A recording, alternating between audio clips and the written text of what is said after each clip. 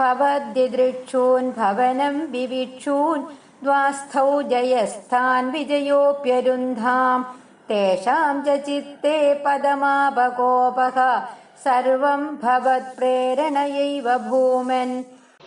ഭവദ്ദിദൃക്ഷൂൻ ഭവനം വിവിക്ഷൂൻ, അവിടുത്തെ കാണുവാൻ വേണ്ടിയിട്ട് അകത്തേക്ക് കടക്കാൻ ഭാവിക്കുന്ന താൻ ദ്വാസ്ഥൗ ജയഃ വിജയഃ അഭി അരുന്ധാം, ആ സനകാദികളെ ദ്വാരപാലകന്മാരായിട്ടുള്ള ജയനും വിജയനും തടഞ്ഞു.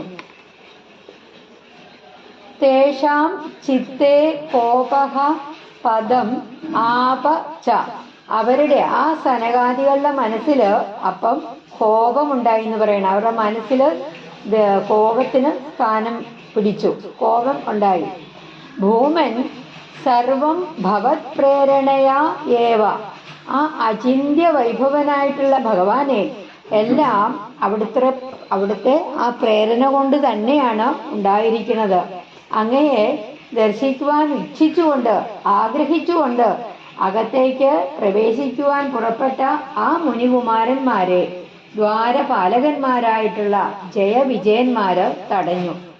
അപ്പോഴ് മുനികുമാരന്മാരുടെ മനസ്സിൽ കോപം സ്ഥാനം പിടിച്ചു. മുനികുമാരന്മാര് ക്രുദ്ധരായി. സർവശക്തനായ ഭഗവാനെ എല്ലാം അവിടുന്ന് പ്രേരണ നിമിത്തമായതുകൊണ്ട് തന്നെയാണ് ഇങ്ങനെയൊക്കെ സംഭവിച്ചത്. ശ്രീ ഗുരുവായൂരപ്പാ ശരണം.